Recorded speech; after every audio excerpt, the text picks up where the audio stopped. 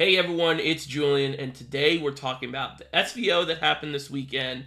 This first part of the video is going to be sort of a story time, a lot of stuff I got to talk about, and then the second half of the video, or the second part of the video, will be the actual tournament report where I'm going to talk about the decks I brought, and some other things like that. But first, I will talk about sort of what happened, right? So, today's Sunday, I played in the SVO playoff finals, whatever they call them, kickoff finals, playoffs. That's what they're called. And it was eight Swiss rounds. Sorry. And I got ninth place. I did pretty well. I lost round 3 and round 7, I believe. So I got ninth place. I was like happy with myself because I think I did pretty well. I think I did as good as I could. I think I got really lucky at some points and really unlucky at other points. So that was, the tournament ends around 4 p.m., right? So rest of my day, and I'm just like, all right, well, that was it. On to hopefully next weekend, because I'm on the wait list for next weekend's SVO, and I feel pretty good about, first big Shadowverse tournament of the new game, coming in, doing pretty well, ninth place, and all that, right? So, later that night, they're doing like announcements for One Piece, because obviously that's another card game I play. So I'm doing that. I'm watching the Asia finals for that as well. So basically, I go to sleep around like 2 a.m. Not feeling too good. I did just spent a long time playing the game, so but that's not whatever. Then I asked in the Discord if I could restream the tournament, right? Because I wanted to maybe restream it. I was, again, not feeling too good and feeling pretty tired, so I was like, maybe, but we'll see. They didn't respond at that time, so I set an alarm for 8:45 my time, a.m., to just see if they responded and see if I might boot up the stream to restream, right? I basically was completely conked out, and I slept through the alarm. And then by the time I woke up, the tournament already started, right? And my entire phone was blown up, every Discord was blown up, and I guess someone got disqualified, and I got into top 8. I set my alarm for 8:45. And again, I'm not someone that really sleeps through alarms that well. Like, I don't sleep that heavily, but today I must have just been super tired, super out of it. Obviously, I just played a lot. The admin messaged me at 8:44. So I woke up, saw this, and I was really, really devastated. I was very, very, very, very upset at myself. I feel like I need to hear that fucking alarm. I really just feel like I need to wake up in time for that alarm. I was not feeling that well yesterday. I was really tired as well. So wake up. It's the tournament already started. They said, obviously they can't put me. I mean, the round already, whatever. But I guess someone got disqualified because they were playing in another region or something. So really upset at myself. Really hard. It was really hard. That was really depressing for me. I think I really care about this game, and I don't want to be someone, because the old Shadowverse community was so toxic and so terrible and not a nice place. And if this happened in the previous community, I would just be looked at as the low guy, like the idiot, And or like someone that doesn't care, and I really do care, and this is like one of the first times that's really ever happened to me, is where I miss like an alarm, or like really badly, um, like that. It's like it was a long time after I said, like it was a pretty bad alarm miss, but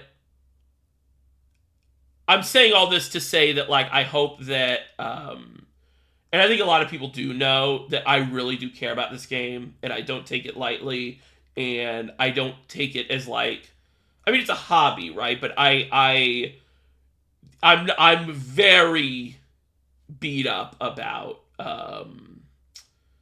this, this is a side related thing, but one of my frustrations right now is this side note, right? This side tangent is I'm watching the Cubs, the baseball team, right?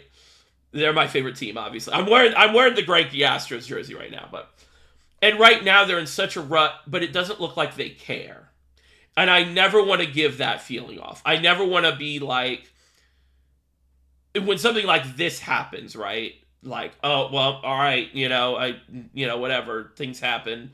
Because that is true, things do happen. But I'm really disappointed in myself. I'm really upset, and I just hope people understand that it's not like I don't care about the game. I do really care about the game. There's going to be a lot of people, I'm sure, that watch this that aren't part of like my community, and I know my community knows, and I hope other people that watch this don't just go, "Oh, this guy's an idiot. Oh, this guy's silly. Whatever." It's just really unfortunate situation, and it's 80% myself to blame. Should have heard that alarm. I don't know why. I don't know how. Maybe I unconsciously turned it off. The other 20% is like, um, you know, an hour before you announced that the guy got disqualified. Like, I wish that was a little faster, or you catch it a little earlier, or something like that. Hopefully, if this ever happens to someone else, they catch it early. They catch it on, like that. We had a very large period of time for them to check everyone and everything like that, right? Um, so again, just hopefully the next time this happens to someone, it's not this bad, right? But again, really disappointed in myself. Yeah, I don't know. I pretty much it to say sorry I went on that kind of rant, but I do really care about this game.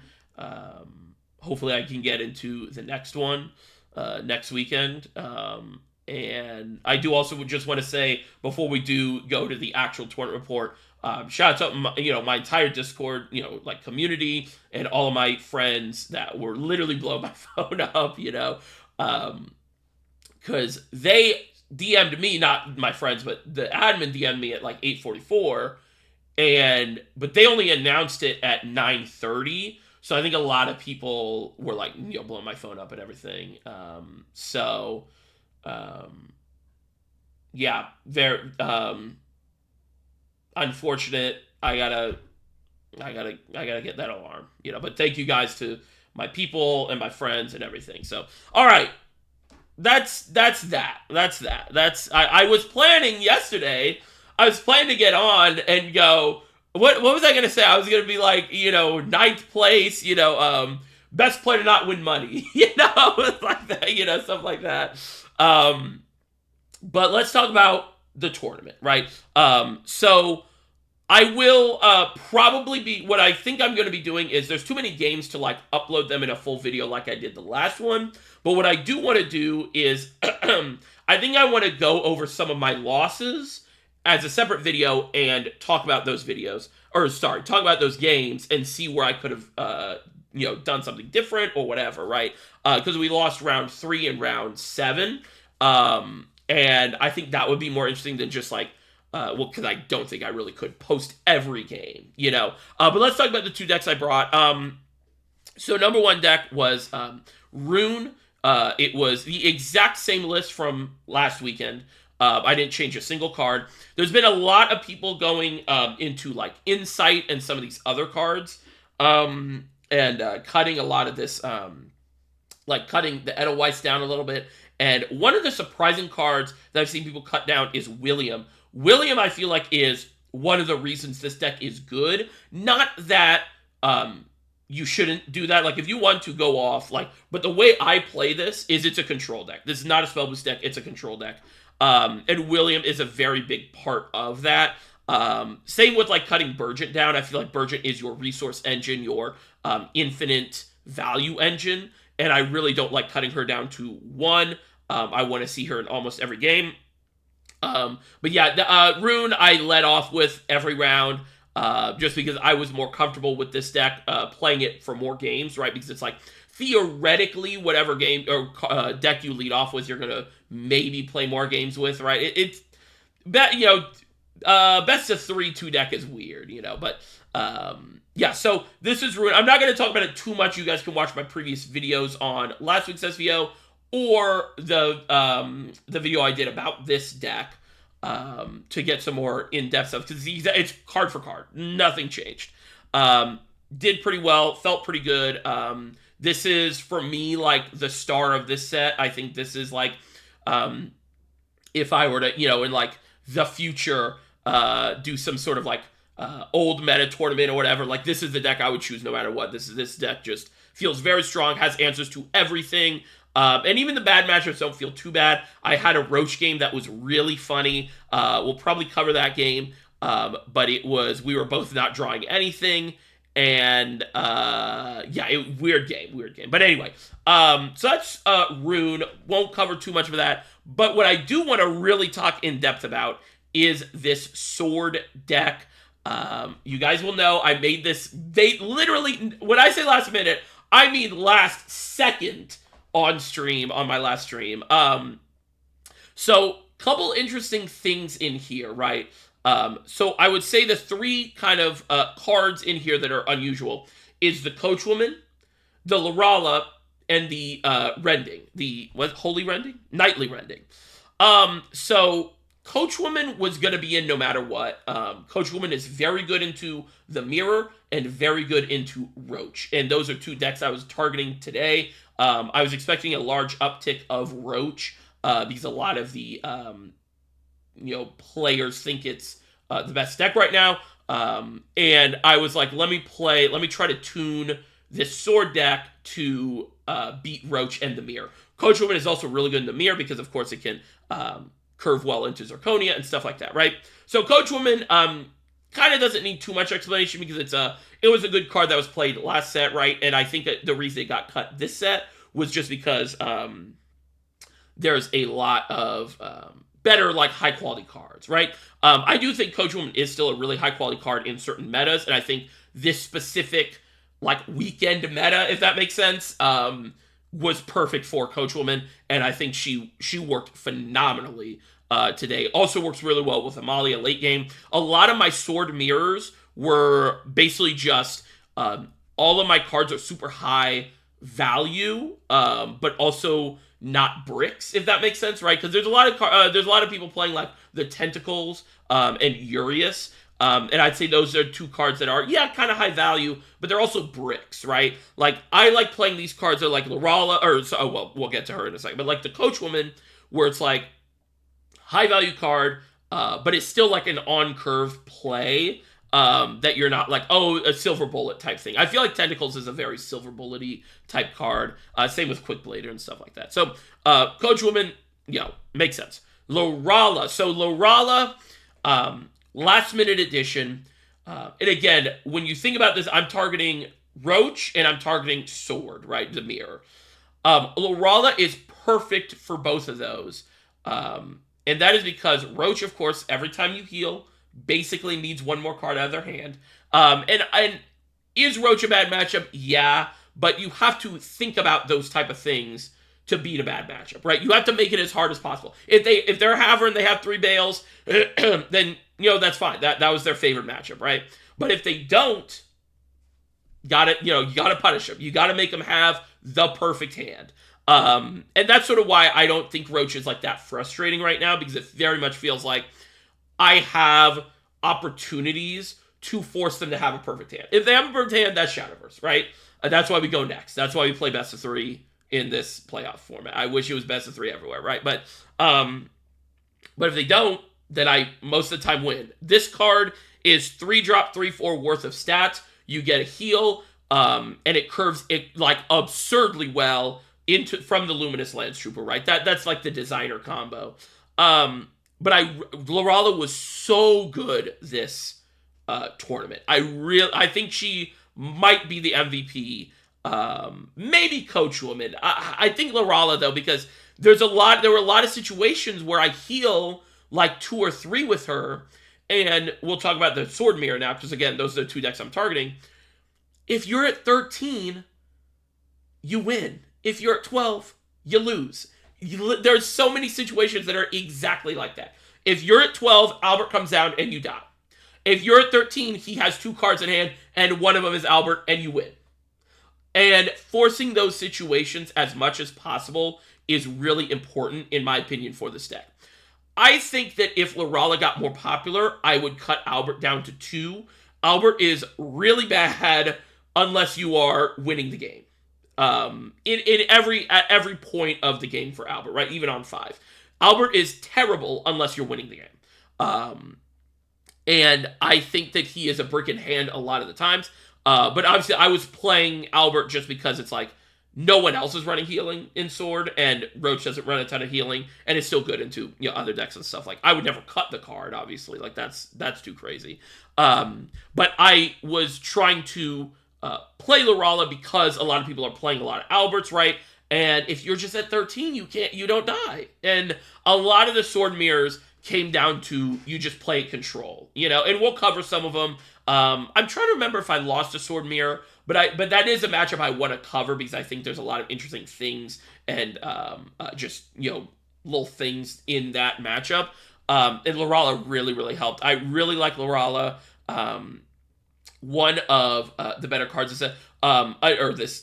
this run, I guess. Another thing you could do is sort of like it makes Zirconia not only good on 4 or 5, because you can go like turn 7 Lorala Zirconia and have an insane board. Even you could super evolve Zirconia, right? Make a really big board against decks that have a hard time dealing with the board. I really like that play against Roach, right? Because just forcing them to have a Glade every turn is sort of how you win that matchup. And also you get to points where your board is so big that Glade doesn't even touch it, right? The Glade doesn't even do anything to it. So really like that. Really like Lorala. And then, of course, we have the one of Nightly Rending. So for a while, I was going to do the Band of Princesses card, right? The one that deals 4 damage randomly, and then for 4, it deals 4 damage 3 times to different targets. So you can't stack it on someone.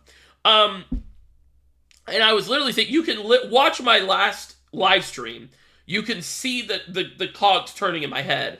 I realized, like, most of the time I want to be playing that card not to clear the board, but to clear a big thing, or weaken a big thing and clear some other things to kill a big thing, right? And so I realized, like, Nightly Rending is a 4-drop 2/2 that kills a thing, also does not go in the Amelia draw pool.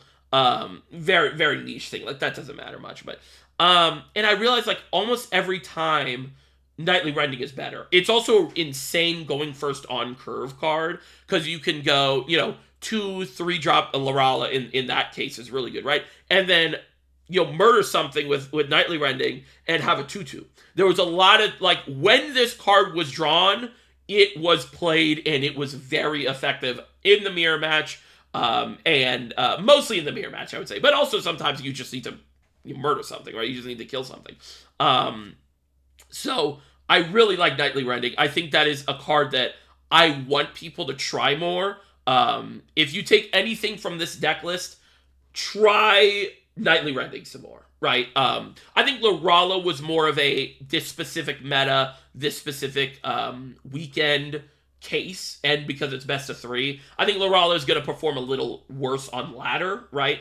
But I think Nightly Rending will perform good most of the time in every matchup. And Coach Woman, of course, I think is just really good right now because Force is very popular, Sword is very popular, stuff like that. So the rest of the deck is very, basic, bland, all the normal stuff you can see. I love to play decks that are just bunch of 3 ofs, maybe a couple 2 ofs. All my Showers of All people know, that all my Showers of All friends. So, but yeah, that is the 2 decks. I will be sort of doing another video at some point here soon, talking about a lot of the games and stuff. We'll cover most of my losses, and then I do want to probably cover a Sword Mirror, because I think that is a really interesting matchup for my deck, or this build, I should say. But yeah, again, that's the end of the video. Thank you guys. I hope you guys liked this decks and stuff. Obviously, I'm a little upset at myself and stuff. So sorry if this video is not concise or whatever, or mumbling or whatever. I'm just I don't know. I don't know. I don't know what I could have done. I should have woken up. My body did not wake up. So, yeah. All right. Hope you guys have a good one. More Showers content in the future for sure. If you guys like the video, we're really growing, and it'd be awesome if you could like and subscribe. We're going to be doing a lot more content. Now that this is over, I'm going to be trying to do a lot more general content. One of my members actually wanted me to do a video talking about decision making. So we're going to be talking about that. That's going to be a video that I want to try to get a lot of resources and stuff for. I'm going to announce this in the Discord. Also join the Discord in the comments below. I'm going to make a channel in there where people can post just like, not necessarily like lethal puzzles, but just like turns where it's like, I wasn't sure what to do on this turn. Let's discuss, with everyone, what we could do this turn and see what I did and stuff like that, right? So I want to set that up. I'm going to set that up, and we're going to use that for the video on decision making. So that's coming up soon. And of course, I still have the Fenny video. We're definitely doing that. That's going to be a fun video. If you guys have ever seen my other channel, it's going to be kind of a meme video. You guys will like it, I think. So I just want to say thank you guys. I really appreciate all the support and everything. We are really, really growing really fast. And it's awesome to see. And I'm glad that people are enjoying the content, enjoying the videos.